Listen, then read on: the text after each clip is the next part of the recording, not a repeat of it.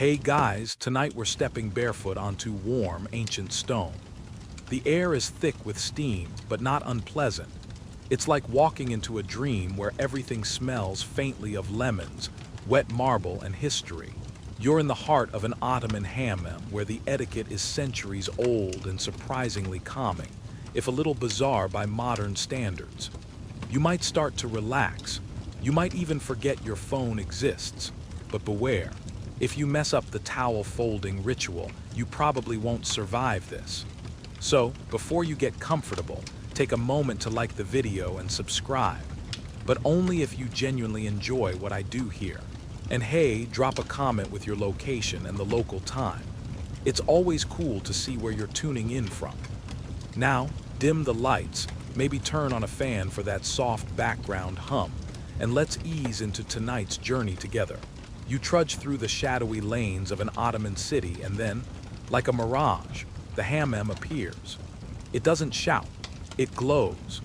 Understated domes punctuate the roofline, puffs of steam escape from iron chimneys, and a small wooden door welcomes you like it knows your secrets. You slip off your shoes, etiquette rule number 1. Ottoman bathhouses are no place for outside dust. Inside, a soft equi-hush greets you. Stone walls, worn smooth by centuries of sweat and serenity, rise around you. The air is thick, yes, but it smells clean in a way that's hard to explain. Like earth after rain. Like linen, like nothing at all and everything at once. You're led through the entrance hall called the Soyan Malik, and you feel the shift. This is the place where the outer world stays behind. Merchants leave their ledgers. Pashas drop their pride. Even the local baker parks his ego right next to his wooden clogs. Here, you're just another soul waiting for steam. You're shown to a wooden cubbyhole, a private changing nook that's older than your apartment and somehow still standing. There's a low bench, a rusting hook, and a folded cotton wrap, a peshtemel, placed with more dignity than some five-star hotel linens. You're expected to strip down, but not all the way. This isn't a Roman orgy, it's an Ottoman bath. Modesty still matters. You wrap the peshtemel around your waist like a clumsy burrito, unsure whether to laugh or salute the ghost of etiquette past. You notice others around you doing the same, and there's something profoundly democratic about it. In the hammam, status fades. The baker, the judge, and the apprentice share the same steam. Everyone sweats the same way. There's a curious hush. People aren't shouting or splashing. They're whispering. Even the bath attendants, known as telaks, move with a certain reverence, almost like librarians of heat and soap. Their job isn't just to scrub you. It's to guide you through a ritual that has soothed sultans and soothed slaves alike.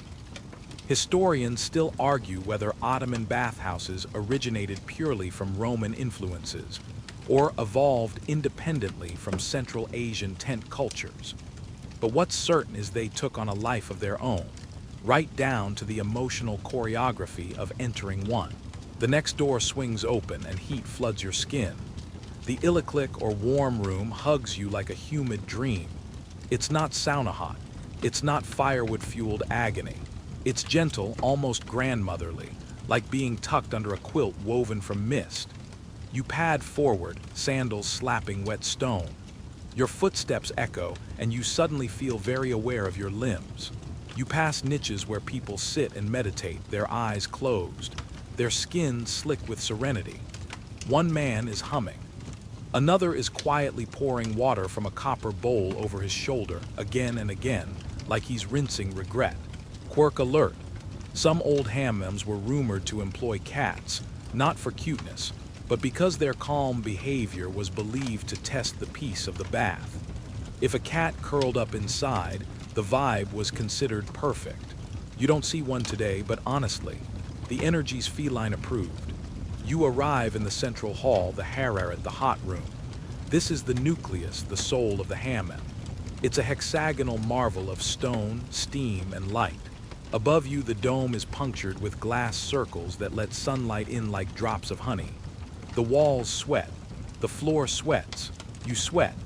You're motioned to sit on the gerbek tashi, the belly stone. It's a giant, smooth slab of marble heated from below. You hesitate. It looks too hot. It probably is too hot. But you lie down, careful not to yelp, and then you melt. Your spine sighs, your muscles surrender. Time dilates.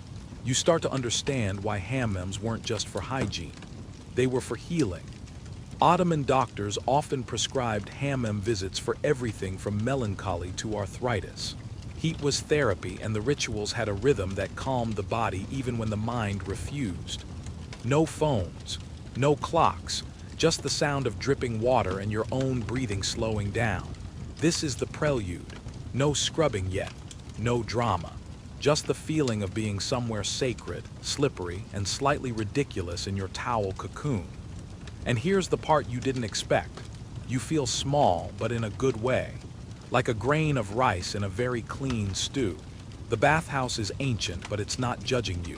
It doesn't care if you're a time traveler or a tourist. You're here. You're warm. And soon you'll be cleaner than you've ever been in your life, or possibly reincarnations. You look over and see a tiny brass bowl resting on a ledge. It's full of rose water. The man next to you dips his fingers in, presses them to his temples, and exhales like he's just forgiven someone, maybe even himself. And just like that, the ritual has begun. You're still lying there, limbs heavy on the marble, when a shadowy figure appears through the mist. Your assigned telak. He's not in a rush. He's not smiling either.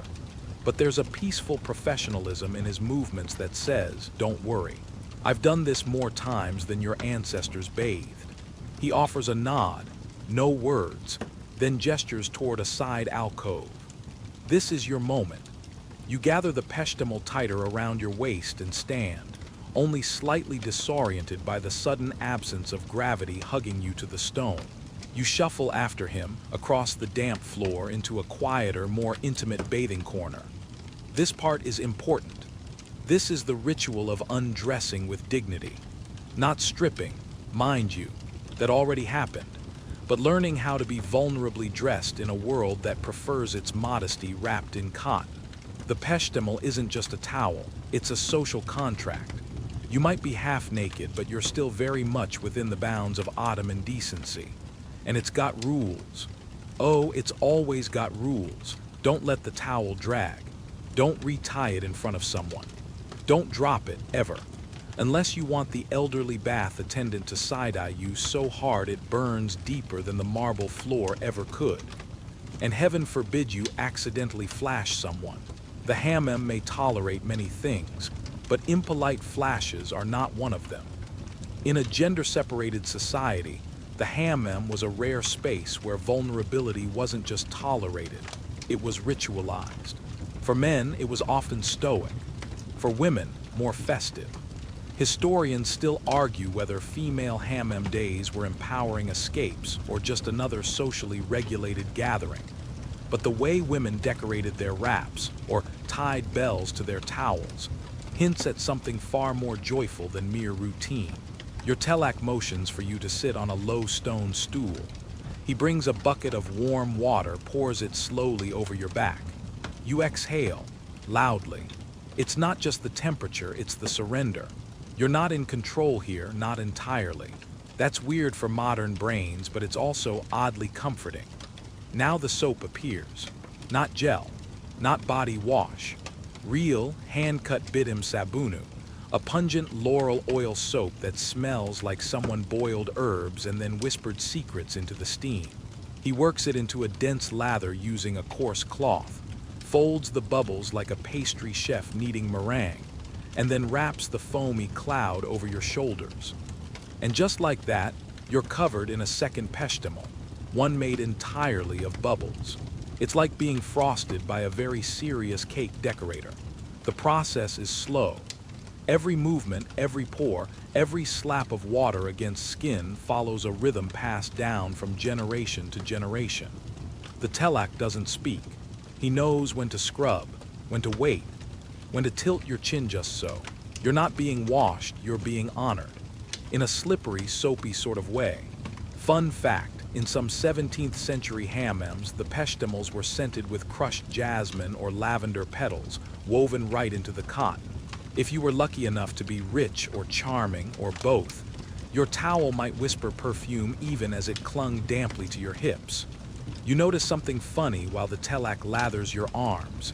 He hums, just low, barely audible, like a bee thinking out loud. You wonder if it's a habit or a secret form of communication. Either way, it feels like part of the spell.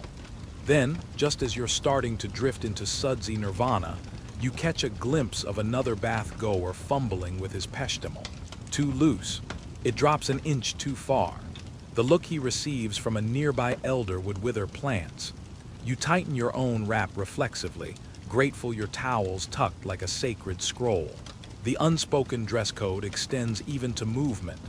Walk slowly. Bend carefully. Sit gracefully.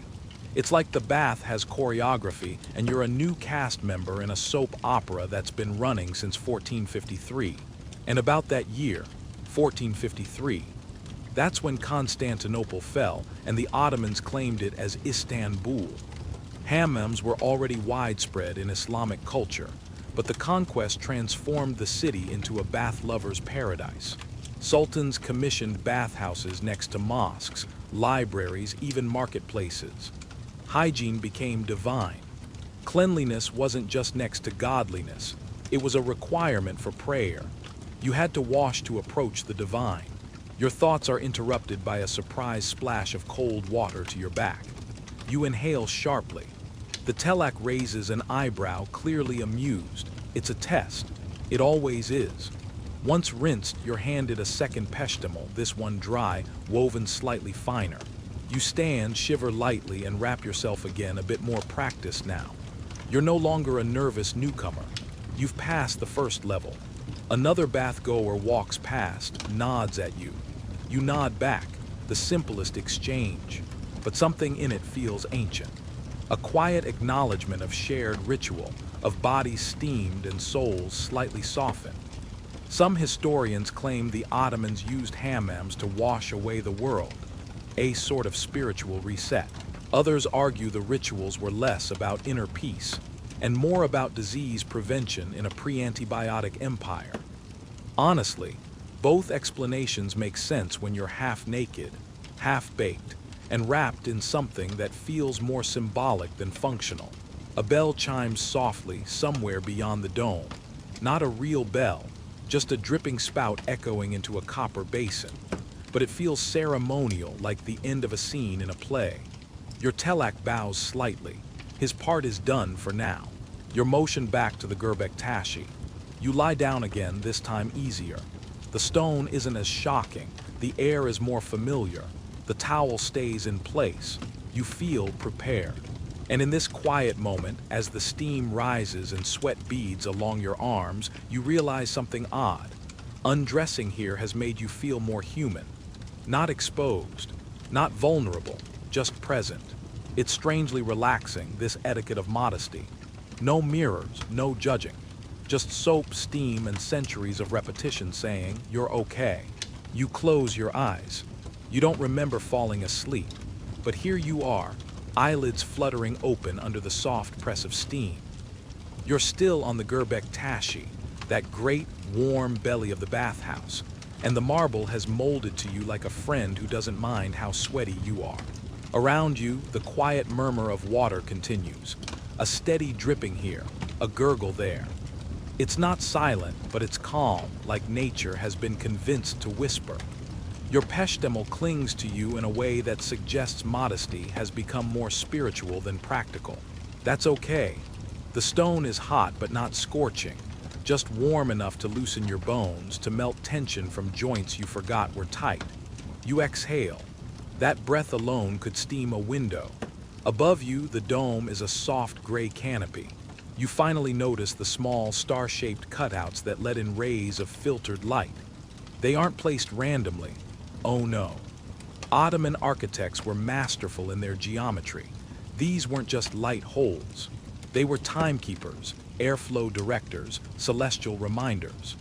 Historians still argue whether the constellation-shaped glasswork was spiritual design or architectural vanity. But lying here, you're inclined to believe it's both. You sit up slowly. The room is big but not cavernous. There are no sharp corners, everything curves, rounds, flows. Water doesn't like edges and neither do hammams. And then you notice them, faint whispers, not from ghosts probably, but from people just out of sight, behind stone partitions or in nearby alcoves. A conversation about market figs, someone grumbling about his neighbor's new donkey. Laughter so gentle it could be mistaken for the splash of a falling drop. You stretch out a leg across the stone and touch the marble with your fingers. It's warm, but not uniformly. There are hotter spots, cooler patches, like the belly stone itself is alive and breathing under you. Suddenly, a thin stream of warm water tickles down your spine. You jump, then realize. Someone tipped their bowl too enthusiastically. You glance over and they smile just a little. You smile back. No apologies needed. This is shared space. The hammam teaches you ever so politely to stop being the main character. A telak walks past, barefoot, carrying a long-handled copper bowl. It clangs softly against his knee. He doesn't speak, but his presence says you're doing fine. Time passes differently in here. There's no phone to check, no playlist to skip, just the slow unfolding of relaxation. Quirkily enough, some chronic bath goers in the 18th century were so reluctant to leave that hammam staff would ring bells or even play flutes in certain quarters. Subtle hints that maybe, just maybe, you'd had enough steam for one day. You turn your attention to the walls. They sweat like the stone floor, but they also tell stories. Faded tiles form geometric mosaics, blues, greens, the occasional gold thread glinting under the dome's borrowed light. You trace a pattern with your eyes, one tile cracked, another chipped, yet still they flow perfectly. Ottoman aesthetics weren't about perfection. They were about harmony, everything in balance, even brokenness. Near the far wall, a small fountain trickles lazily into a basin. You hear the slow, deliberate scoops of water being poured over someone's head. The sound makes you crave it. You stand gingerly and move toward your own basin, trailing a hand along the wall as you go. The stone is damp and cool in spots, warmer where the light strikes it. You kneel, bowl in hand, dip it in, lift it, pause, then tip it slowly over your scalp. The water cascades down your back, and with it goes something else. Worry, maybe, self-consciousness, or the last sticky thoughts of your inbox. They trickle away with the rinse. You do it again and again. Each pour is a little more deliberate, a little less about washing and more about surrendering. You catch another figure doing the same, his eyes closed, lips moving ever so slightly. A prayer, a to-do list, hard to say. The hammam doesn't judge. And now you notice something interesting. No one's rushing. Everyone moves like they've got nowhere better to be. Because for now they don't. That's part of the etiquette too, slowness. The hammam isn't a pit stop, it's a pause. In a culture driven by call to prayer, by bustling bazaars and tightly choreographed social roles, this was the place to unravel a little. One man gently cracks his knuckles. Another presses his back to a heated wall and just sighs, long and low. You recognize it instantly, that universal sound of finally. Then, a scholarly fun fact drifts into your relaxed mind. Ottoman bathhouses often employed acoustical engineering. No joke. Architects designed domes and curves to amplify or dampen certain sounds. Some even say certain hammams were tuned like instruments, meant to echo human voices in perfect pitch, calming your nervous system through architecture alone. You swear you hear it now. A resonance in your own breath, amplified slightly, like the bathhouse is harmonizing with you. Suddenly, the idea of rushing anywhere feels absurd. Still seated by the basin, you scoop more water, cool this time, and splash your face. It hits like truth. You gasp, then chuckle. The shock is refreshing, like a cold brew after a nap. Around you, others do the same. You see one guy do a double splash and whisper something like, "Oh, wow," relatable. Your telak reappears briefly to check in, gives a slight nod, then disappears again. He's making rounds, no rush. You're not forgotten, you're just free for a while. You lean back against the tile, legs out, arms resting on your knees, and just breathe. For maybe the first time in days, your shoulders aren't trying to live in your ears. That's the power of warm stone and whispering walls. They don't ask much, just your presence, just your willingness to sit still and sweat a little. And maybe, just maybe, to start letting go. Somewhere deep in the mist, a door opens with a slow, hollow groan. A brief breeze of cooler air sweeps through the hammam, dancing lightly across your damp skin, and then disappears just as quickly as it came. It reminds you there's a world outside, but it doesn't feel urgent, not yet. You rise slowly, like you've aged in reverse, and your muscles stretch without protest. You've got that jelly leg feeling, the kind that says, yes, this is exactly what your chiropractor would want for you. You glance around and spot the pathway leading to one of the lesser-known, less steamy chambers, Etiquette, the lukewarm transition room. You're not required to go, but your body is already tilting that way. Your peshtemel swishes gently as you walk. No squeaky soles, no clunky steps. Just the soft, wet footfall of someone slipping deeper into ritual. You enter the Etiquette and feel it immediately. The temperature dips just a few degrees. Not cold, not even cool, just less intense, like moving from the sun to shade on a summer afternoon. This is where things slow down further. The air is more breathable here, and the steam is thinner, like a mist that forgot what it was supposed to be doing. A few bathers sit on benches along the wall, their towels wrapped expertly, sipping from small cups. Sherbet, rose water, maybe both. You sit too, you don't even need a reason. A young attendant quietly sets down a tray near you. No flourish, no announcement, just a gentle clink of metal on marble.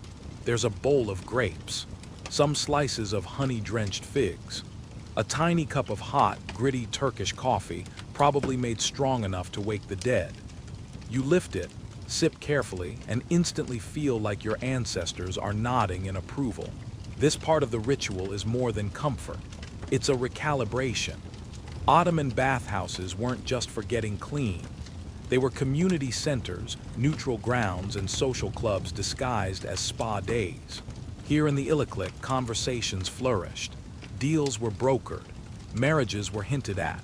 Feuds quietly dissolved over shared towels. And here's a quirky tidbit you didn't expect.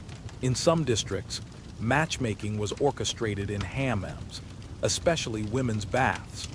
Mothers would gather intel on eligible bachelors by inspecting the grooming habits of their mothers or sisters.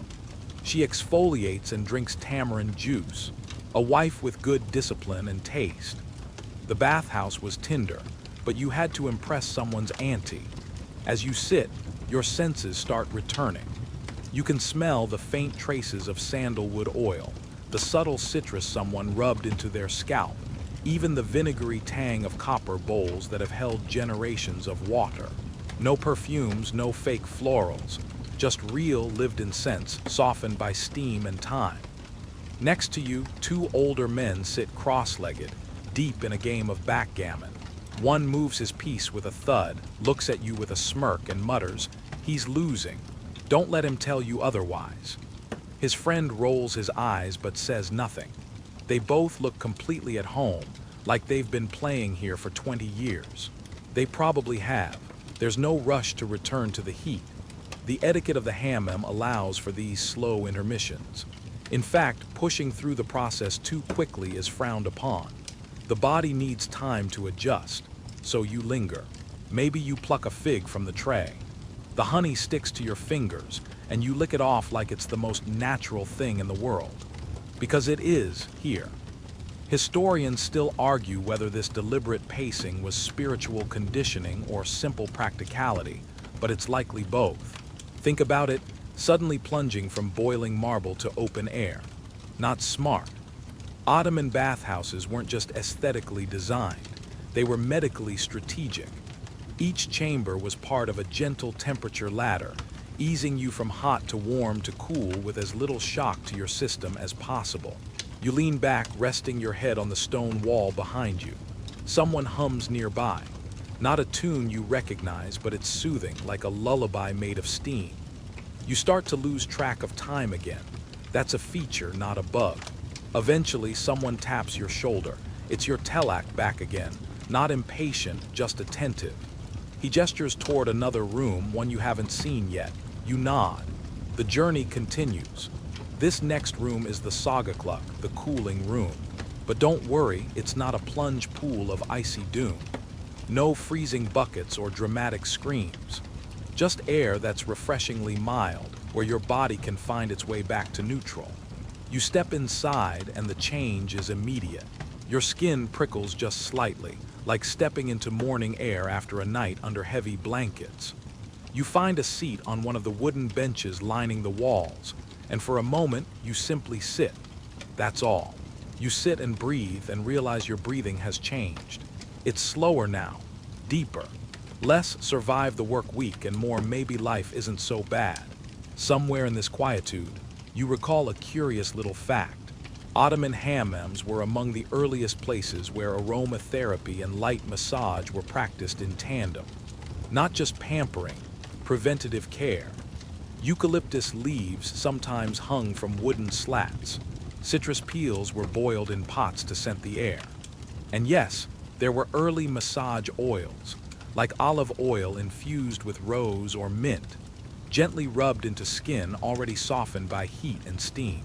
Your telak returns one last time with a folded dry towel, this one large and soft like it's been waiting just for you. You pat your face, your arms, your legs. No scrubbing now. Just absorbing what remains of the experience. You feel clean, but not in the antiseptic, modern soap commercial way. You feel renewed, which, if you think about it, is way more impressive than any ad jingle. You're not ready to leave, but you're not clinging to stay either. That's the magic. The bath gives you just enough of what you need, then lets you go gently. A final sip of cool water, one last stretch of the legs, and a little smile shared with the old men still playing their eternal backgammon game.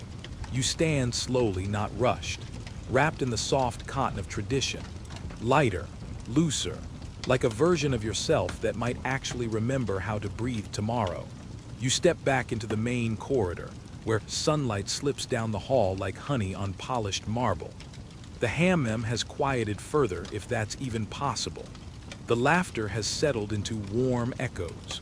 The air is lighter now, not because it's less humid, but because you are. You move at a pace that would infuriate your usual self, the one that dodges through crowds and scans email while brushing teeth. But not here. Here, you're under the sway of the hammam's ancient choreography. Slow steps, soft voices, and the whisper of damp skin against stone. As you follow the curve of the passage, you see other bathers reclined on low wooden platforms, cool-down stations. Some are wrapped in fresh towels, hair slicked back, sipping cold water from clay cups. Others lie flat, eyes closed, as if the world outside has ceased to exist. One man is snoring gently. No one minds. The attendants move through the space like they've been trained by monks. No clatter, no chatter, just the occasional clearing of a throat or the rhythmic splash of someone refilling a basin. You pause near one and murmur your thanks. He nods, barely. In the hammam, gratitude is shown more than spoken. You've already shown it, by slowing down, by surrendering to the rhythm. You're not quite ready to leave, and that's fine, because the final stage isn't about exit. It's about emergence. There's still the maslak, the dressing room, where everything changes, but not too quickly. Ottoman etiquette insisted on this liminal space. A soft threshold between your cleansed self and the noisy world waiting beyond the wooden doors. As you walk in, the air is drier. You hadn't noticed how wet everything had been until this contrast. Here, the walls are wood-paneled, darker and simpler, like the final verse of a lullaby. A small brazier glows softly in the corner, gently warming the room.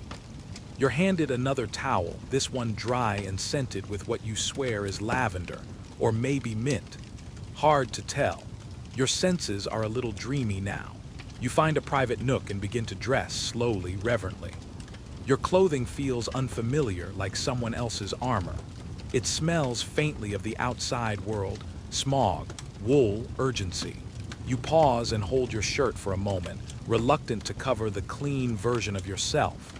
But you do, because that's how this works. You re-enter, but you carry the hammam with you. And speaking of re-entry, here's a delightfully weird historical tidbit. In some Ottoman regions, men would leave the hammam and immediately visit a barber, not for grooming, but to have their eyebrows singed. Yes, singed. A quick pass with a tiny flame to remove errant hairs. Fire as the final flourish to your spa day. Modern skincare enthusiasts would scream. But for the Ottomans, it was just Tuesday. As you dress, a soft bell sounds. It's not loud, just a chime to mark the hour maybe, or a reminder that the next group will be entering soon. Hammams, after all, ran on rotating rhythms. Men in the morning, women in the afternoon, or vice versa depending on the bathhouse.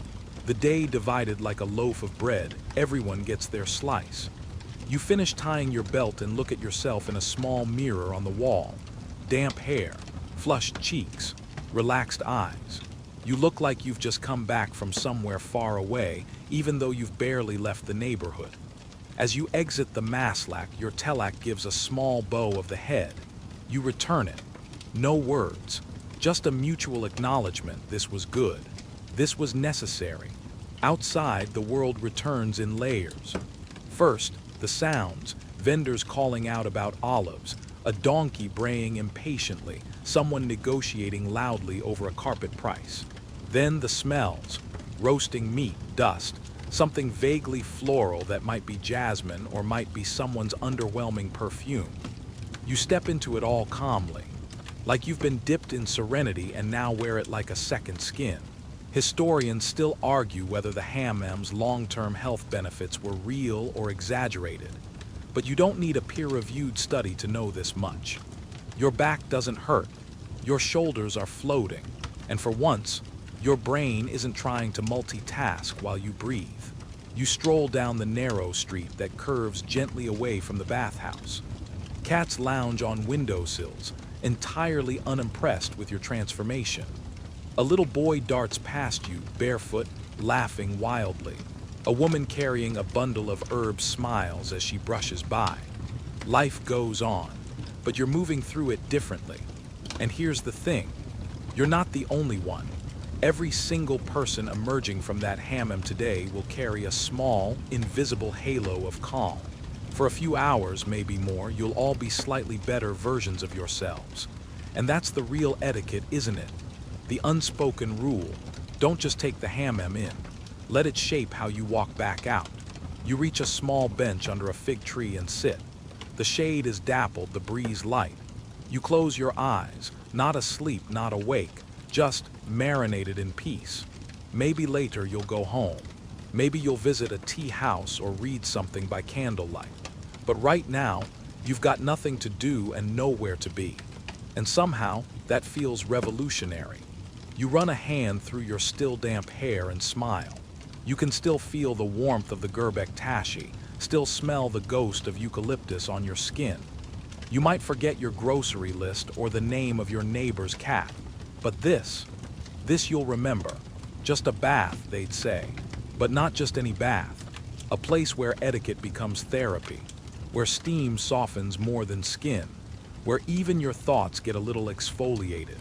And as the shadows shift across the cobbled street, you realize something quietly profound. You've survived the outside world before, but now you're equipped to actually enjoy it. You don't go far, a few steps maybe. The sun warms your back, and the soles of your feet are still pulsing softly from the heat of the hammam. There's no rush to get home, no to-do list dragging you forward. Instead, you find yourself wandering toward a nearby basisi, a traditional Ottoman-style tea garden tucked behind a row of olive trees and crumbling stone walls. The kind of place that's half memory, half moss. You settle onto a low stool. The waiter, dressed in a crisp vest and looking only mildly amused by life, brings a glass of Turkish tea shaped like an hourglass. Steam curls up from the rim like a ribbon. You hold it in your hands, not to drink yet, just to feel the warmth against your fingertips. A carryover from the hammam, where everything touched your skin with intention. Across the garden, two women are deep in conversation, their hands moving almost as much as their voices. They're discussing someone's son from the sound of it. Maybe a wedding, maybe a scandal. Either way, the hammam is likely involved. These spaces, tea gardens and bathhouses alike, are the Ottoman Empire's version of Twitter, only with more jasmine and less yelling. And here's a fun little historical flourish. Back in the day, tea wasn't even the default Ottoman beverage. It was coffee that reigned supreme, strong, thick, and ladled with fortune-telling potential. But as trade routes shifted and tea leaves became easier to import, say quietly took the throne. Now hammam goers often sip both. Coffee to jolt the soul, tea to tuck it in afterward. You finally take a sip. It's sweet but not overly so, strong but not aggressive. Like an old friend who still knows how to make you laugh with one eyebrow. Sitting here, you begin to notice something else. Your senses are sharper, but not in an overwhelming way. It's like the hammam tuned you to a different frequency, one where birdsong feels like music, and the clink of glass is oddly comforting. You can smell the lemon rind someone crushed on a nearby table. You can hear a dove cooing softly under the eaves. You're not just alive, you're aware. You lean back, stretching your legs under the table. A cat strolls by, tail held high, casting you a look that says, "You smell weird now, but I'll allow it."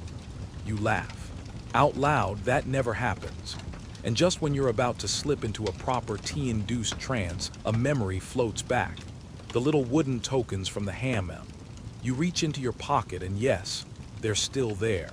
A pair of smooth discs, given to you by the attendant as you checked in. One for the bath, one for the massage.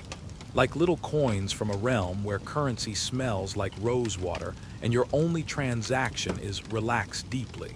In the Ottoman days, those tokens were even more symbolic. Some were hand-carved. Others bore the name of the bathhouse or its patron.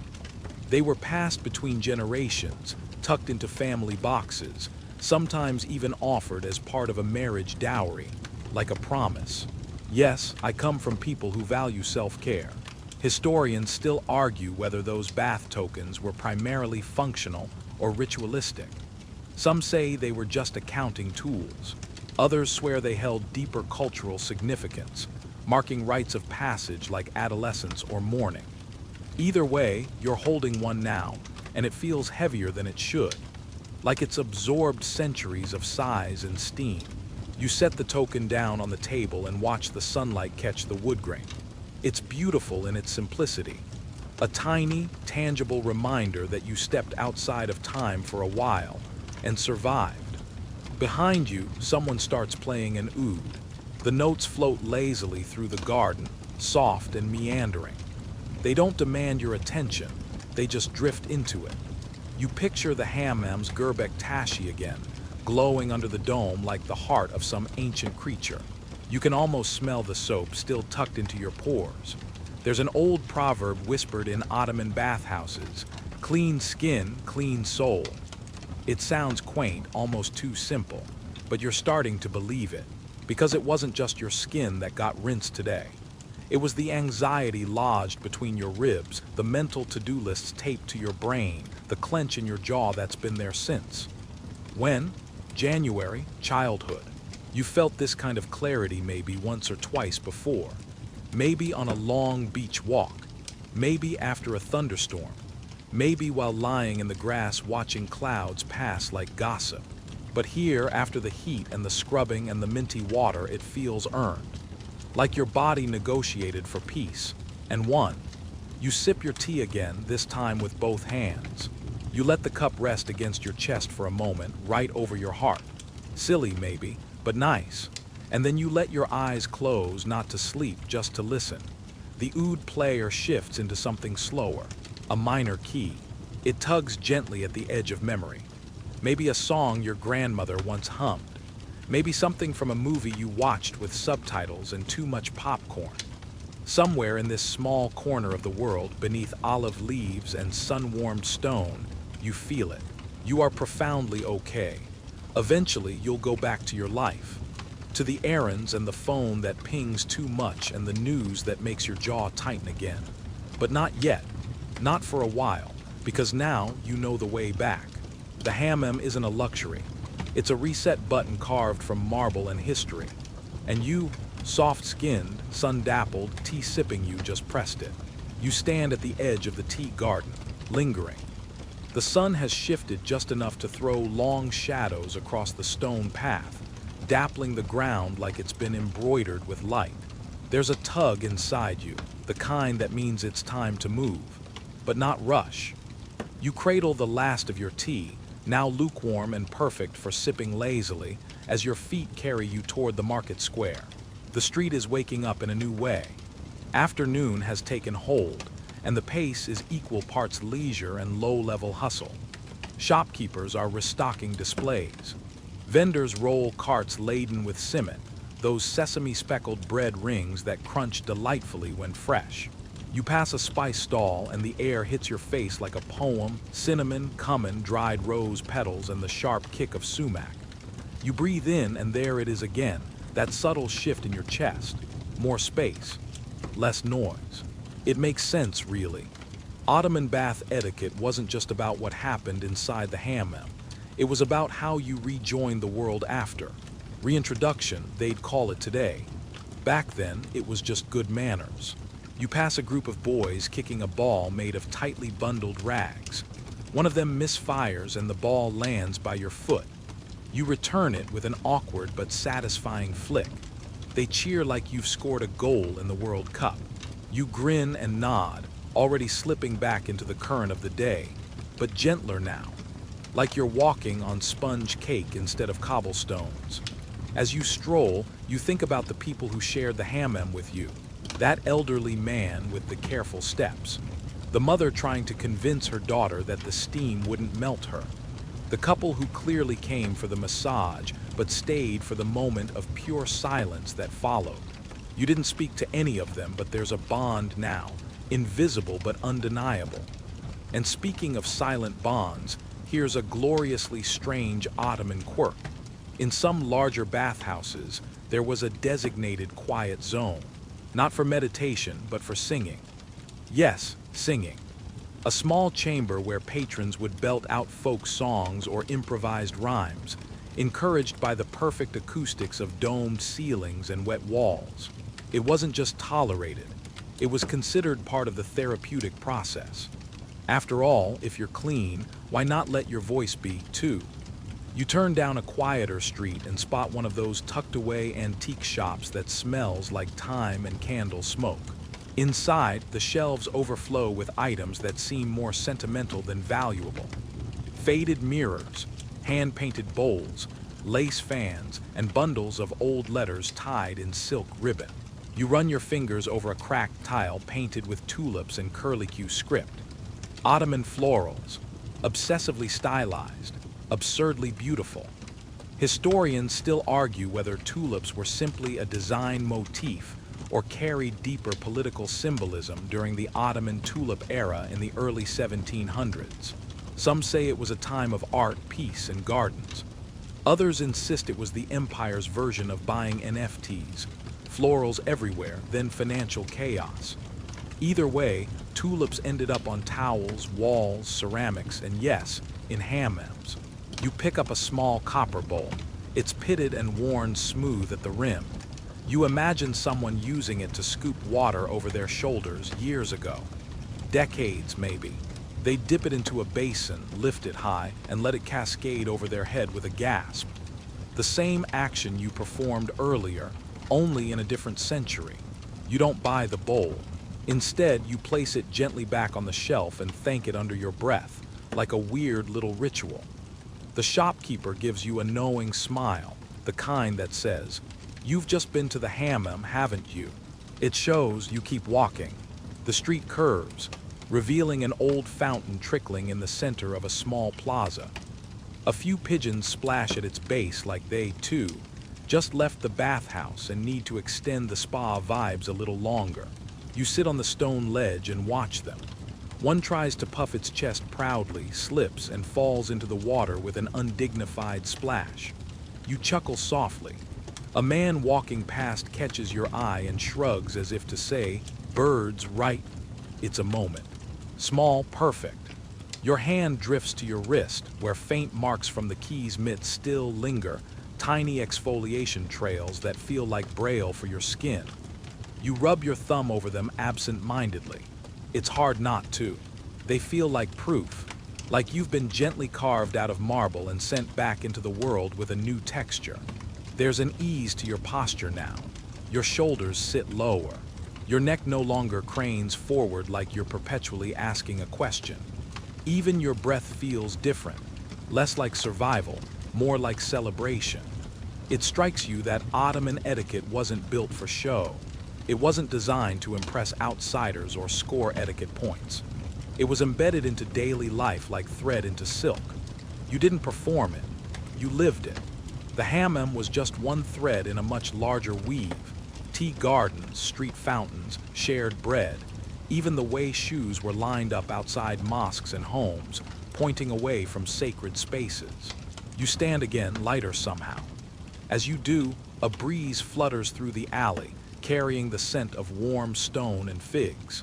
Somewhere nearby, a muezzin begins the call to prayer, his voice floating through the air like a lullaby for the afternoon.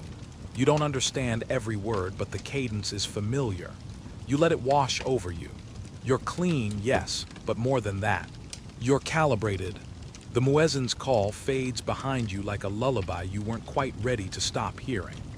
You round a bend in the road where an apricot tree leans sleepily over a courtyard wall, and you think, just for a second, about staying here forever. Not in this exact spot, wedged between a potted fig and someone's laundry line, but in this feeling. That post-hammam softness, like your soul's been wrapped in terry cloth and told it doesn't have to be brave today. Ahead, the entrance to another hammam comes into view. Not your earlier retreat, but one of the empire's older, more majestic ones. Its massive dome gleams under the sun, punctuated by tiny star-shaped glass insets that glitter like distant planets. You pause. You're not going in, but it draws your eye magnetic, like an exhale carved from stone.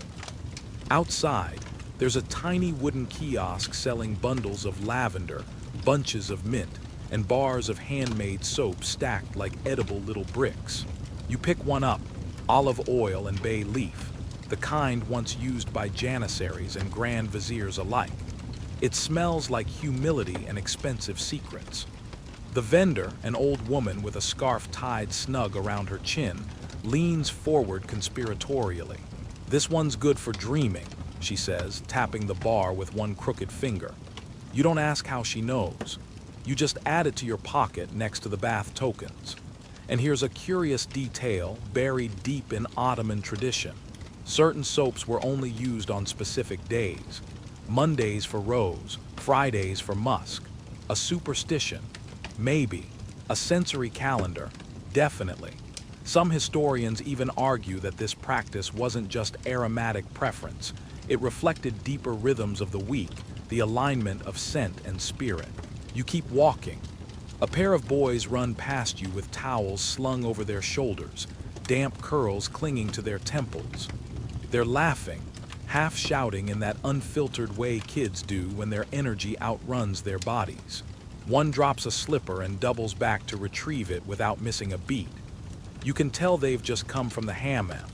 That scent, a mix of eucalyptus, citrus, and sun-warmed cotton, is unmistakable. They move like the world is new again. And maybe it is, just a little. You pass another bathhouse mural, tiles arranged into a floral mandala. At the center is a tulip. Of course, always the tulip. It's surrounded by interlocking vines and curling leaves that stretch outward in perfect symmetry. You try to count the petals before realizing it doesn't matter. The point isn't the number, it's the harmony. Ottoman artisans didn't just decorate hammams for beauty. Every color, shape, and texture was part of a larger philosophy. Blue tiles cooled the eye after steam. Curved patterns encouraged restful thoughts. Even the grout, yes, the grout, was sometimes infused with crushed herbs to maintain a gentle scent as moisture warmed the walls. Inside, these spaces were designed to erase you, but not in a scary way. More like smoothing out a crumpled page, letting you return to your original form. You turn onto a narrow street where laundry sways between windows like flags from unseen nations. A radio crackles faintly behind a shutter, playing something jazzy and old, with a clarinet so sweet it makes your teeth ache. You wonder what it would be like to grow up with hammam visits as part of your weekly rhythm, to walk past bathhouses not as an exotic remnant of history but as part of life, like brushing your teeth or hugging your grandmother. And speaking of grandmothers, did you know Ottoman elders used to bring their own special soaps to the hammam, wrapped in embroidered cloth? Some would pass them down like heirlooms. There are records of soap formulas inscribed into family recipe books, right alongside stew instructions and love poems. Because really, isn't how you clean yourself just as personal as how you cook? You find yourself in a courtyard filled with ferns and the murmur of a nearby fountain. It's shaded, cool, and smells faintly of old stone and newer lemon balm. You sit, and you let your mind wander, not in that frantic, task-chasing way, more like floating. You recall your own bathing habits, a rushed shower here, a dry shampoo day there, maybe a scented candle once if you remember to light it before doom scrolling. But nothing like this. Nothing as deliberate or layered. You realize the hammam was never just about heat or cleanliness. It was a language, one your body had forgotten how to speak until today. And here's where things get even more peculiar. In some parts of the Ottoman Empire, bathhouse etiquette extended beyond the living. That's right, there were ritualistic washing practices for the deceased that mirrored those of the hammam. Cleansing as a sacred transition, a final act of care before the next world. Not morbid, intimate. Historians still argue whether this parallel was purely religious or deeply cultural. But either way, the message remains. Cleansing is love, even at the end. You look up at the sky now. It's slipping into gold. The air has cooled just slightly, brushing against your skin with that early evening grace. Birds wheel overhead in uneven V's, and someone nearby is sweeping a patio, the rhythmic scrape of broom on tile oddly soothing. You feel a stretch in your muscles that you hadn't noticed before. Not soreness, just space. Like your body has found room for itself again. You wonder what else might return now that there's space, creativity, sleep. That long-lost urge to journal or paint or finally organize your sock drawer. All plausible. You sit a while longer, just breathing. And when you finally stand, it's not with urgency. It's with appreciation, for the ritual, for the heat, for the soap and the song, for the reminder that under all the noise, your body is still a temple, and sometimes it just needs a really good rinse. You drift through the twilight now, suspended in that sweet limbo where day hasn't quite left, and night hasn't quite arrived. The hammam has faded to the background like a warm dream, but its influence lingers in your step, in the softness of your breath, in the way your limbs no longer twitch with the urgency of deadlines. The streetlights blink on one by one, casting golden halos on the pavement. They make even the cracked stonework look romantic, as if the city itself has thrown on a silk robe and lit a scented candle. Ottoman cities were designed with these moments in mind. Evening wasn't a shutdown, it was a reveal. This is when life got quiet enough to notice the layers. You pass a row of homes with open windows. Laughter spills out of one, a quiet lullaby from another. The scent of something spicy, maybe lentils and caramelized onions, wraps around your face like a hug. You realize how hungry you are, not in the snacky, bored sense, but in that ancient, satisfied way that only comes after rest. You find a small cafe with mismatched chairs and flickering lanterns. Inside, a man with a newspaper folded under his elbow waves you in with the ease of someone who knows this hour matters. He brings you a dish of olives and a clay bowl of warm lentil soup, golden and comforting. You dip your spoon, and the first taste sends an involuntary mmm echoing off your palate. And here's the thing, Ottoman hammam etiquette didn't end at the exit. It radiated outward, influencing meals, conversation, even posture. Cleanliness of body was expected to ripple into cleanliness of speech, of thought. You didn't go from the bath to an argument. You went from the bath to this soup and silence and the occasional slow blink. You glance at the others in the cafe. No one's in a rush. A couple stirs tea without sipping. A woman unwraps a scarf from her head like she's unpeeling an orange. An old man scribbles notes in a tiny leather-bound notebook, perhaps a shopping list, perhaps the next great Ottoman novel. You'll never know. But that's the beauty of it. You don't need to. And now for one of the hammam's oddest customs, sherbet. Not the dessert you're thinking of, but a drink, sweet and cool, served after a steam session. It wasn't just refreshment, it was practically sacred. Recipes varied by region, with blends of rose water, pomegranate, lemon, and spices like cinnamon or clove. One legend even suggests sherbet was used as a subtle matchmaking tool. The intensity of the flavor indicated the bather's romantic availability. A tart sherbet. Approach with caution. A sweet one. Come sit beside me, stranger. Historians still argue whether sherbet serving was a widespread tradition or a niche delight for the elite. What's agreed on is its emotional punch, because nothing punctuates a sweat-soaked purification like an icy floral chaser. You linger with your soup, slowly chasing lentils around the bowl, reluctant to finish. Not because you're not full. Oh, you are. But because this act of eating, this quiet moment, feels like a continuation of the bath, an edible afterglow. When you do finally push your bowl away, the cafe owner brings you a glass of water and a single dried fig. It's soft and impossibly sweet, like sugar that learned humility. You bite into it and smile. Leaving, you thank the man with a nod and a palm over your heart. He returns the gesture without words. Ottoman etiquette lives in small exchanges like this. In a nod, in a glass of water, in how you walk more slowly behind the elderly, not because you have to, but because why wouldn't you? Back on the street, the stars have begun their subtle reveal. You tilt your head to greet them. The dome of the sky, not unlike the hammam ceiling, reminds you how small and beautiful it is to just exist sometimes. As you walk, you notice something easy to miss, how the hammam's design echoes into the city itself. Streets curve like heated corridors. Fountains are placed not just for convenience but as punctuation marks. Even the benches have a particular spacing, allowing for solitude without isolation. A city built for breath. You pass a small, worn sign painted in soft blue. It reads, "Sessizlik bur faziltir." Silence is a virtue. It feels directed at you. You remember earlier how the bath didn't just quiet your body but gently lowered the volume of your thoughts. That moment in the steam room when your brain stopped doing jumping jacks and just sighed. You hadn't realized how rare that was. You reach a park, one of those old Ottoman courtyards built for nothing more than sitting. A few scattered benches, a shallow pool reflecting the moon. An old man playing a ney flute in the corner, his music meandering like smoke. You sit, of course. You let the notes wander into your bones.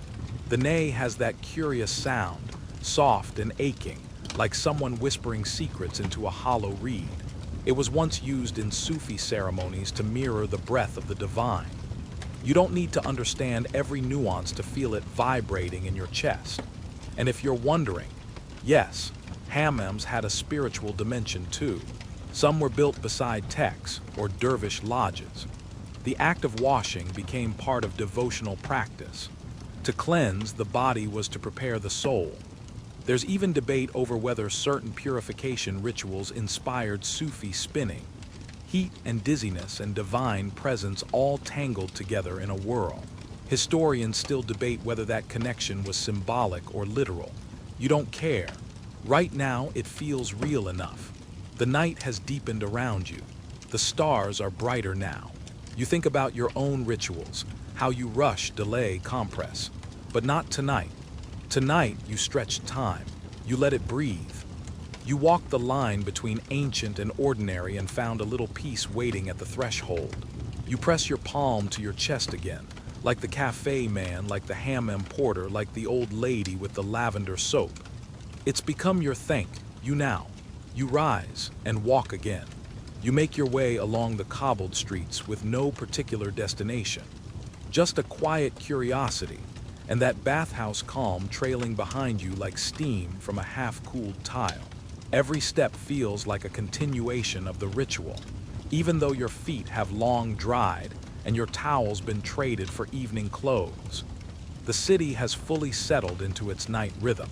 Lanterns flicker behind lattice windows, casting delicate shadows that look like lace stitched onto the alley walls. A cat, fat and princely, stretches luxuriously across the stone steps of a tiny mosque and gives you the slowest blink of approval you've ever received. Somewhere nearby, water trickles. You find the source, a sebil, one of the Ottoman Empire's charitable fountains. They were built by benefactors to offer free water to passers-by, not out of grandiosity, but because hydration was seen as a social duty. Imagine that, architecture with empathy. Some were lavish with carved spouts and marble basins. Others were humble, worn smooth by the cups of centuries. But all of them whispered the same thing: you are welcome here. You cup your hands under the spout and taste the coolness. It tastes like minerals and moonlight. For a moment, it transports you back to that hammam basin. The clatter of the copper bowl, the steam curling off your skin, the sensation of water as relief, not utility. And here's a delightful little wrinkle.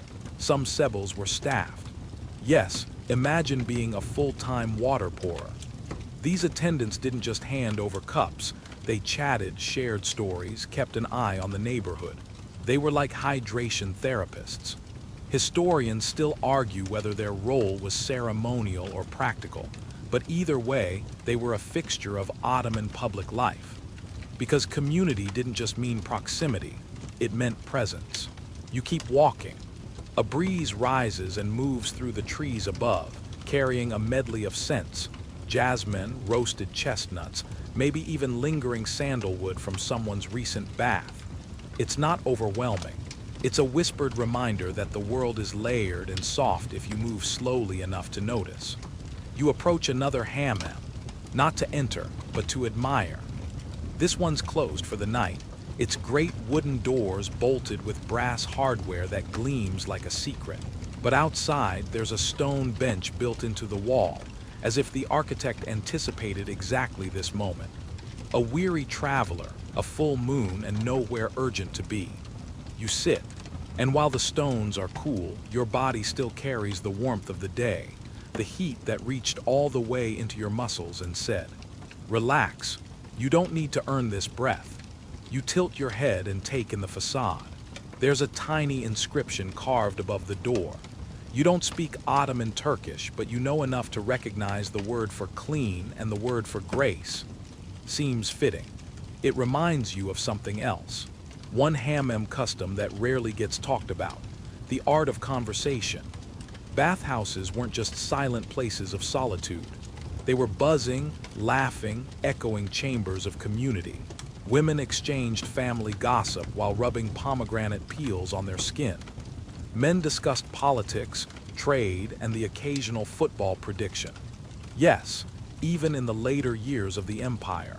Some bathhouses even had dedicated talk zones and quiet zones. No joke.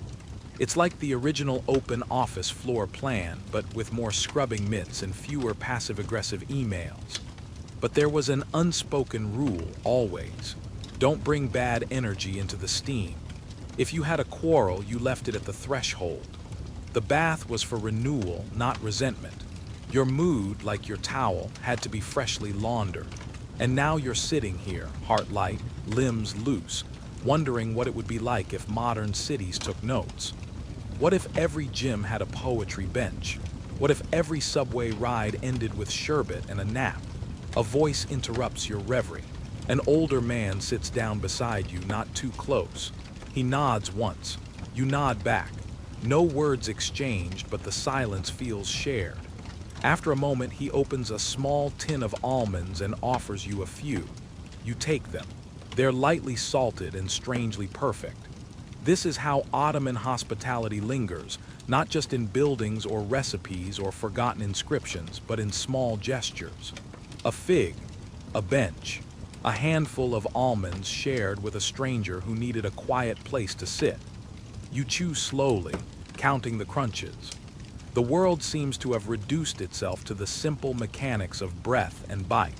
Your nervous system, so used to being on high alert, has taken the night off. Somewhere back there in the hammam, your stress clock punched out and wandered home. You glance over at the man. He's watching the sky, completely content. His shoes are scuffed, his shirt buttoned one hole too high, but he radiates calm like a soft lamp left on in the hallway. You figure he's done this often. Maybe once a week, maybe every evening. Just sits here, post-hammam or not, and soaks in the quiet. You wonder what your version of this would look like. A dedicated hour for unwinding. A no-phone zone. A ritual that doesn't involve collapsing into bed with a guilty conscience about unread emails. It doesn't have to involve steam rooms and soap cloths, but it does have to involve intention. Another small detail about Ottoman baths: some were open to all, regardless of social class. In certain cities, a sultan might bathe in the same chambers as a baker or a fishmonger. Not simultaneously, mind you. That would have been chaos, but the access was there, because under steam and sweat, everyone peeled down to the same human basics. Historians still debate whether that egalitarian spirit was truly lived or merely idealized. But for you, it doesn't matter. The idea itself is a comfort. You finish your almonds. The man stands, nods again, and disappears into the night. You sit a moment longer, letting the quiet pour over you like warm water one last time. Then you rise. And this time, you don't look back. Your footsteps echo softly as you step into another quarter of the city, one shaped by whispers, archways, and 1,000 years of barefoot wanderers. This part is older, more narrow, less lit, and just a bit mysterious, like a memory you're only half certain is yours. It's the kind of place where time forgets to keep up. There's a hammam here too, smaller, almost hidden. No grand domes or decorative fountains, just a worn wooden sign and a subtle archway built into the curve of a residential block. A little local secret. You pause in front of it, breathing in its quiet modesty. This isn't a bathhouse for ceremonies or silk robes. This is where you go because your joints ache and the week has been long. Where you pay in coins and come out lighter than any currency could ever buy. Inside, they'd know your name. They'd ask about your uncle's hip, or whether your tomatoes finally sprouted. This hammam is all familiarity, no fanfare. And that's part of the brilliance. The Ottoman Empire didn't believe luxury and simplicity had to live in different neighborhoods. Even the smallest bathhouses followed the same code. Cleanse the body, calm the mind, treat the stranger like kin. You smile at the building, even though it doesn't smile back. As you continue walking, your thoughts start drifting to the people behind the steamy perfection. The hands that kneaded the soap, hauled the wood for the fire, scrubbed the tiles till they gleamed like wet marble under candlelight. Hammam attendants, known as telaks, were the unsung heroes of this world. Equal parts masseur, confidant, and towel ninja, these folks had arms like rope and a sense of timing that could have conducted orchestras. It wasn't just about pouring water or applying pressure. It was about reading people, knowing when to speak, when to stay silent, when a knotted back needed coaxing, not conquering. There's a tale, possibly apocryphal, historians still argue, about a famous telak in Bursa who could tell a man's profession based solely on how his shoulders felt. Sailors were easy, of course, those wind-toughened blades and rope-calloused necks. But he could even distinguish scribes from scholars, farmers from blacksmiths, all by the imprint of labor left on the body. You think about your own shoulders. What do they say about you? Maybe nothing, maybe too much. A small bakery still lit from the inside pulls you from your thoughts. You step closer. Through the window, an old woman is kneading dough with slow, practiced grace. Her hands move in rhythm, like she's humming a lullaby with her palms. You watch for a while, comforted by the simple choreography. You could go in, ask for a simmet maybe, but you don't need it, not tonight. You've already been fed in the ways that count. You pass a young couple sitting on the curb outside, sharing a cup of Aran and whispering in bursts of laughter. He wipes a bit of foam off her lip. She swats him with mock offense. You remember what it's like to be giddy for no reason, to make a meal out of shared yogurt and a too long gaze. And here's the thing, Ottoman etiquette, especially around hammams, extended into romance in gentle, intricate ways. Couples didn't bathe together, of course. Hammams were strictly gender separated, and this wasn't some steamy novella setup. But the post-bath glow, that was fair game. Some believe there was even a kind of date night rhythm. Men visited the hammam before calling on a sweetheart's family, cheeks flushed, beards fragrant with rose oil. Cleanliness wasn't just health, it was honor, courtship, readiness. Historians still debate whether certain bathhouses were known matchmaking hubs, but anecdotal evidence suggests more than a few arranged marriages began with a sideways glance outside the bathhouse exit. You imagine the scene. Two mothers pretending not to watch, two bath-fresh young people stealing awkward looks while pretending to inspect the mint leaves on the market stall. History doesn't always need to be dramatic. Sometimes it's just adorably clean. You keep walking, and now you find yourself near the edge of the neighborhood, where urban hum softens into whispering fields and the occasional sleepy rooster who refuses to accept his shift hasn't started yet. Ahead of you is a caravanserai, those old travelers' inns that dotted the empire like waypoints in a vast living game board. This one's crumbling a bit, but still beautiful. Vines cling to its stone ribs, and the arched doorway looks like it could exhale at any moment. You step inside. It's quiet, abandoned in the physical sense, but somehow brimming with echo. You can picture it in its heyday, horses resting, merchants gossiping, fires crackling as strangers became comrades over lentils and legends. Some caravanserais had attached hammams, makeshift ones often, but still functional. Imagine the relief of riding for days, dust choking your skin, only to stumble into steam and warmth and someone offering you lavender soap before you even said your name. You stand in the center of the courtyard, look up at the stars through the open roof, and realize how much of the Ottoman Empire wasn't about dominance or expansion. It was about rest stops, places to pause, to rehydrate, to clean, to be seen. There's an argument to be made that the entire hammam tradition was built around this philosophy, that life is hard enough without skipping the kindness of water. And standing there under the quiet hum of ancient stone and infinite sky, you feel it in your bones. That warmth, that invitation. You don't need marble arches to know you're welcome. You just need a quiet moment, a warm rinse, a handful of almonds from a stranger, and the knowledge that once, not long ago, people built cities with rest in mind. You drift away from the caravanserai, as if gently pulled by the tide of night, and your feet find the way back into the pulse of the city. It's quieter now, past midnight probably, but the hush isn't empty. It's rich, like the quiet that follows a lullaby or the final page of a well-loved book. Somewhere above, a lone nightingale trills a lazy, warbling note. You wonder if it's been watching you all evening, a feathery critic perched on a tiled dome. The breeze carries its song across rooftops, past drying laundry and sleeping courtyards, until it wraps around you like a silk scarf scented with dew. You pass another hammam. This one, surprisingly, is open, a 24-hour establishment for the truly committed or the chronically restless.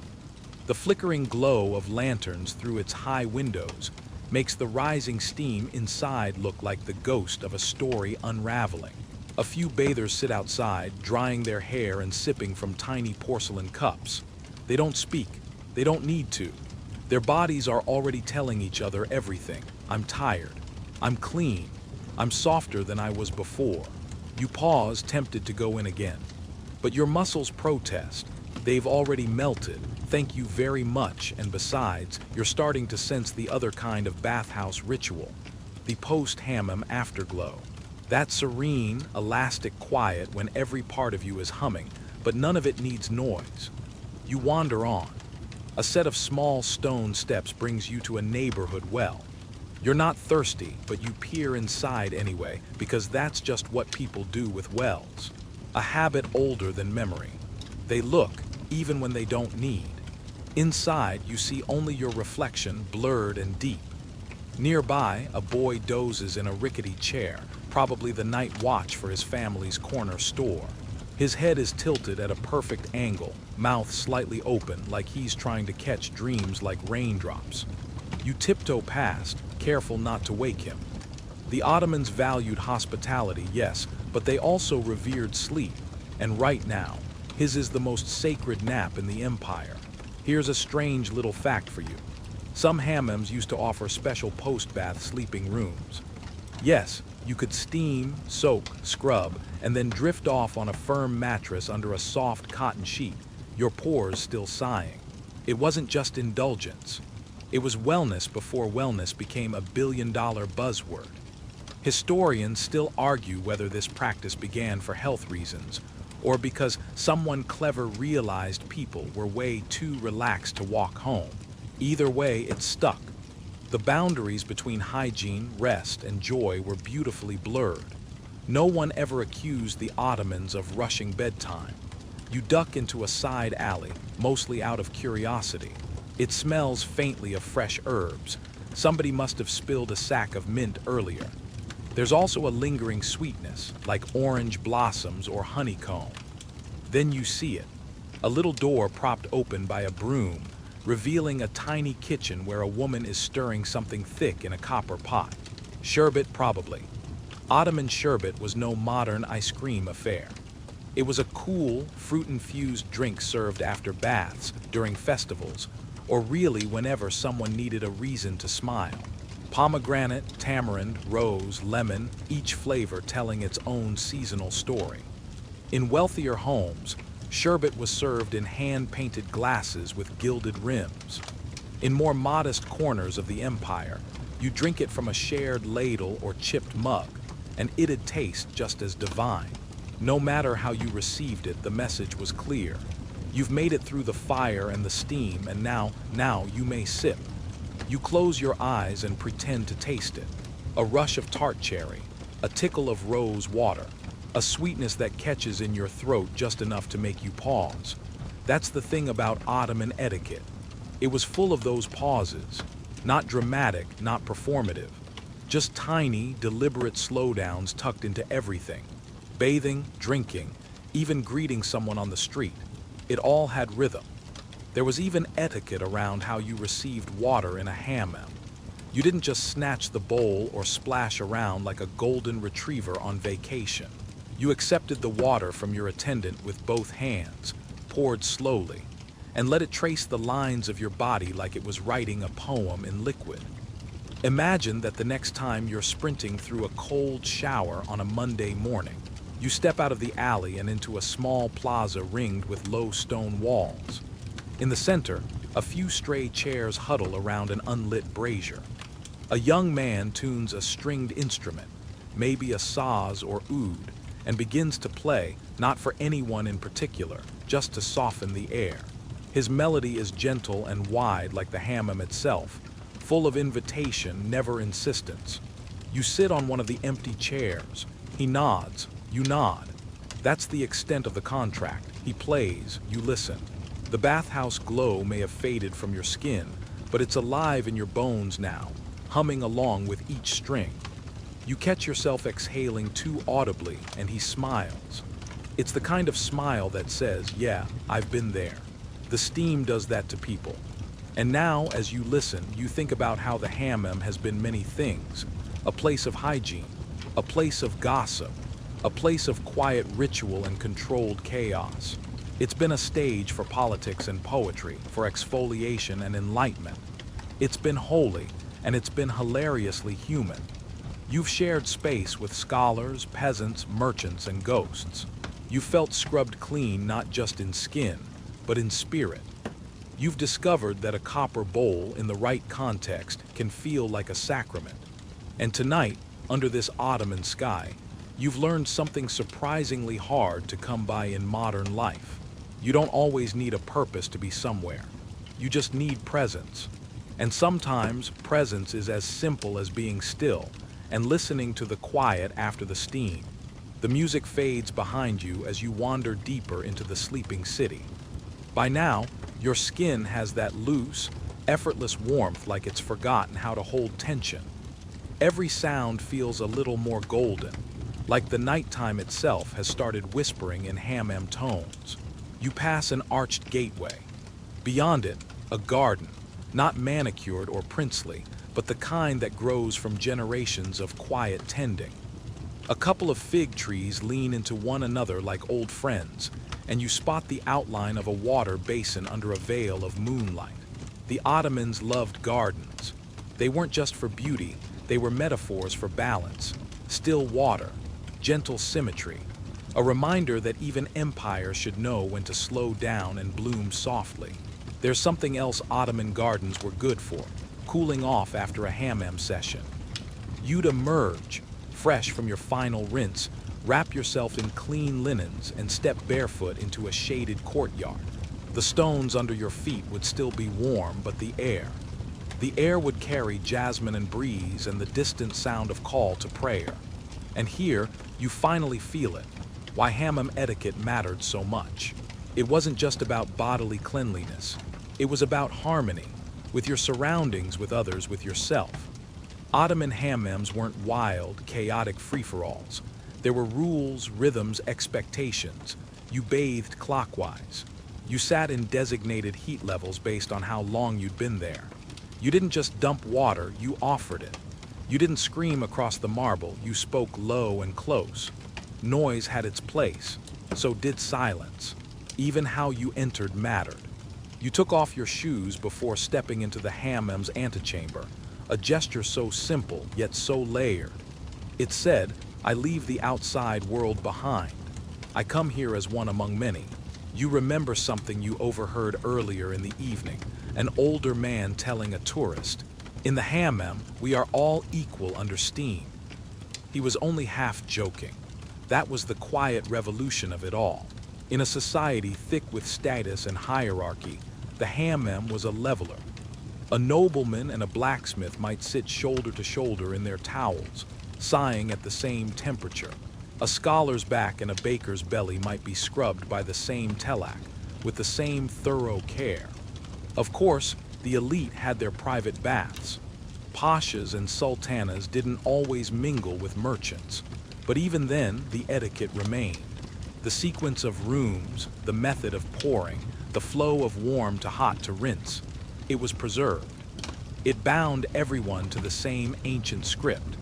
Historians still argue whether this script was standardized or simply evolved organically. Some say the bathhouse rhythm was imported from Roman or Byzantine templates.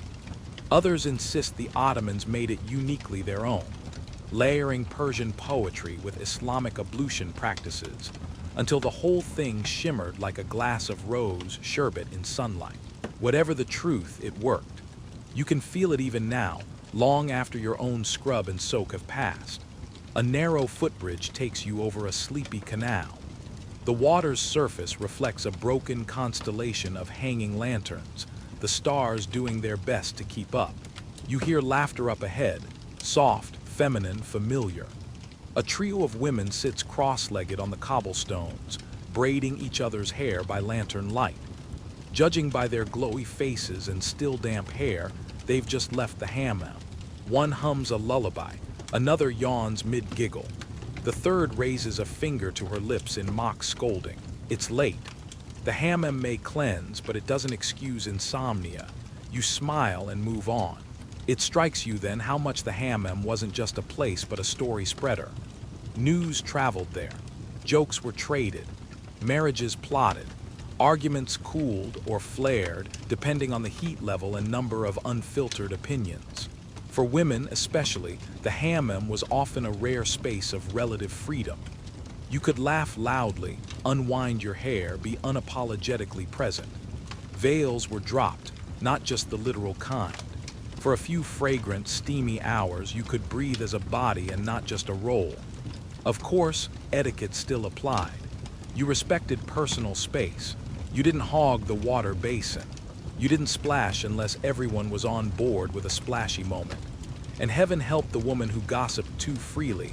Bathhouse ears were sharp, but mostly there was warmth, kindness, the shared understanding that everyone showed up a little dirty, a little tired, a little worn by the day, and everyone left a bit lighter. You begin tracing your steps back through the lanes now, guided more by instinct than memory. The hammam is behind you, but it's also inside you. You feel different, not transformed, just returned to something softer, slower, a rhythm you didn't know you missed until it seeped into your bones. You pass a shop window displaying copper bowls, some new and shiny, others tarnished by time. You imagine each one once echoing with a scoop of warm water. You imagine how many stories those bowls carried. Hands that poured them, backs that welcomed them, sighs that followed. You want one, just one, not to use necessarily, just to keep. A little relic of rhythm, a memory of steam, maybe tomorrow. A cat brushes against your ankle, purring its approval of your stillness. You bend down, scratch behind its ears, and it rewards you with the kind of look that says, yes, you finally get it. No rush, no chase, just presence. That's the real etiquette, isn't it? Beyond the bows and basins and bundles of towels, it's the way you treat time as a guest, not a master. It's the way you sit with yourself. The way you pour, then pause. The way you rinse, then rest. You turn the last corner toward your place, your own quiet den for the night, and every step feels like a whisper of warm water trickling down your spine. The world isn't cleaner, but you are, inside where it counts. And all you had to do was show up, let go, and trust the steam. The key slides into the old wooden door with a click that feels too loud for this hour. You ease it open and step inside. Your room welcomes you with a hush, bare stone walls, a woven rug underfoot, and the faint scent of lavender clinging to the linens. No fanfare, no glitter, just a place to breathe. You slip off your shoes without even thinking about it now. Hammam etiquette, muscle memory already taking over. You half expect to find a marble basin in the corner, waiting to catch one last pour of warm water, but instead, there's only a small copper kettle on a table. You chuckle to yourself. Guess you've been properly steam-brained. You flop gently onto the mattress and stare up at the ceiling. Somewhere beyond it, the night is still rolling forward, carrying hammam attendants cleaning for tomorrow, bakers stoking pre-dawn ovens, cats negotiating alleyway truces. But for you, the journey is winding down. Your limbs are heavier in that pleasant, melted candle sort of way. You haven't been this aware of your own skin since, well, maybe ever. And yet, even now, the hammam follows you, not just in the warmth lingering on your body, but in the etiquette that's settled into your soul like silt. You remember the way everyone moved inside the bathhouse, how it wasn't about rushing or staking claims, how people yielded space with a nod, poured water with intention, handed bowls with care. It wasn't written anywhere, but you knew. This is how you behave when the heat makes everyone equal. Here's a quirky little tidbit. Some hammams were built intentionally on ancient spiritual sites, not to erase them, but to absorb their energy. The Ottomans weren't above a little metaphysical layering. The bathhouse became a crossroads of cleansing, physical, spiritual, social. You didn't just wash your skin, you washed the day off your spirit. No wonder the walls seemed to hum. Historians still argue whether this sacred site recycling was symbolic or just economically convenient.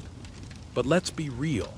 When you sit in a domed room, wrapped in mist, surrounded by stories, it doesn't matter why it feels holy.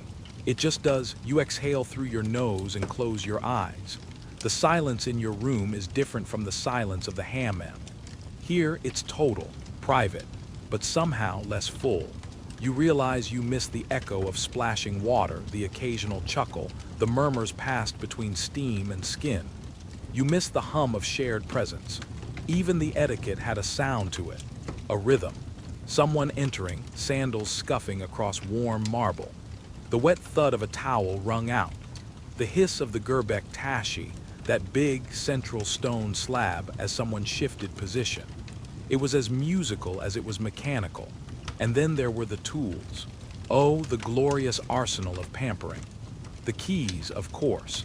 The exfoliating mitt that could sandblast a decade of regrets off your skin if wielded by a skilled telak. But also the wooden sandals, takunya, carved with little heel risers to keep your feet out of puddles. They clacked as people walked, like a soft, communal percussion section. You remember the smell of the nattier soap, olive-based, slightly spicy, the kind that made your skin feel like silk dipped in sunshine. You remember the clumsy elegance of pouring water with a copper Taz bowl, always trying not to splash too much, always failing just a little. You remember how you felt, cared for, even if you didn't speak the same language as the person scrubbing your back. The care was in the pressure of the fingertips, the towel offered without a word, the nod before the final rinse. That's the magic of hammam etiquette. It bypassed words. It spoke in warmth and timing and gentleness. And you can't help but wonder, what would happen if the rest of the world worked that way? If arguments had to pause for a steam break? If board meetings began with a shared sherbet? If everyone had to offer warm water before offering an opinion? A society built around the bathhouse might be slower, yes, but also softer, kinder, and let's face it, way better moisturized. You turn onto your side, pulling the blanket up to your chin. Your skin still carries that post-scrub sheen, like you've been buffed down to your original self. It feels earned, honest. You think of all the tiny rituals that shaped your day. Stepping barefoot onto warm tile, holding eye contact during a towel exchange, accepting the brief vulnerability of being scrubbed by a stranger and finding comfort in the ordinariness of it. You think of the hammam as a stage, but the kind where no one's acting. Just being, just sweating, just real. There was a phrase you overheard earlier, maybe from the telak, maybe from your own dazed mind. Something like, the hammam reveals what the mirror can't. You weren't sure what it meant at the time. But now, as sleep begins to pull at your eyelids, you understand. Mirrors reflect the surface. The hammam, that goes deeper. It doesn't show you how you look. It shows you how you feel. Once the tension melts, once the etiquette slows you down, once you remember that you are, in fact, allowed to stop. You are not a machine. You are a being. And tonight you were treated as one. You yawn. A deep, delicious yawn that starts in your chest and ends in your toes. Outside, a breeze brushes past the shutters. Somewhere, another bathhouse lantern is being extinguished. Another copper bowl is being dried. Another bather is stepping into their sandals, carrying with them the same afterglow you now cradle beneath your blankets. You realize with a soft smile that the bath has ended, but the etiquette remains. You'll take it with you, in the way you touch, in the way you wait, in the way you pour warmth into others. And that's the thing about Ottoman bathhouse etiquette. It doesn't stay in the hammam. It seeps into the rest of your life. Outside, the city is still sleeping, at least most of it. Somewhere in the distance, a rooster gets his timing all wrong, crowing into a moonlit hush like he knows something the rest of us don't.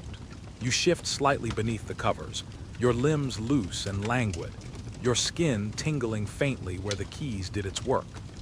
You think about all that heat and water and etiquette, all the slow-moving choreography of the hammam, and how strange it is that something so ancient still feels so relevant.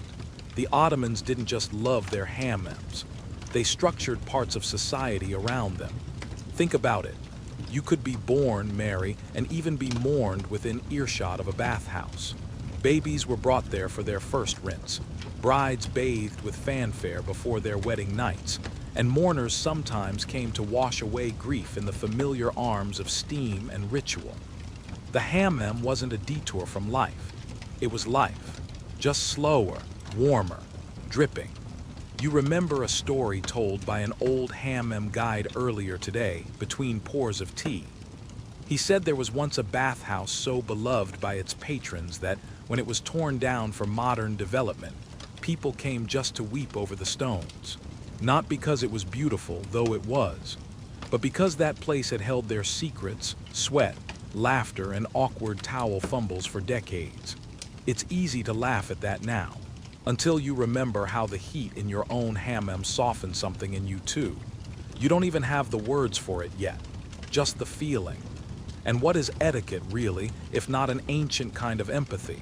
Sure, you didn't shout. You didn't splash strangers. You shared bowls and space and heat. But you also noticed. You paid attention.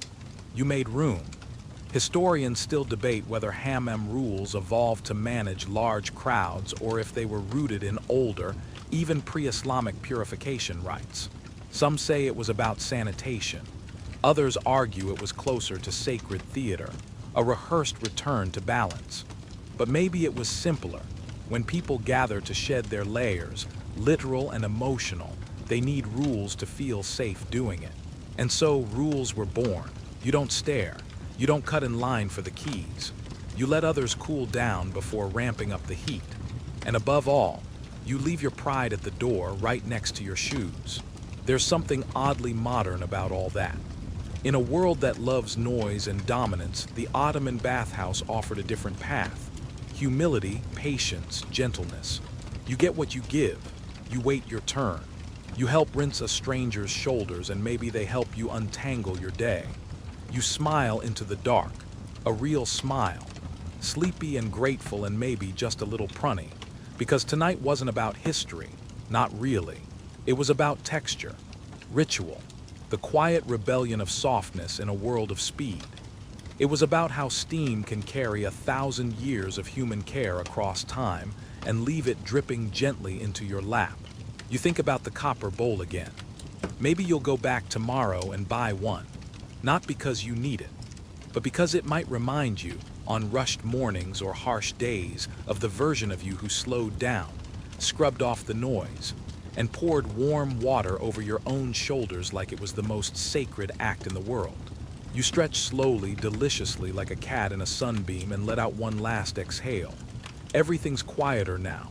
Your heartbeat, the city, even your thoughts. The hammam's etiquette did its job. You are clean. You are calm. You are home in your skin.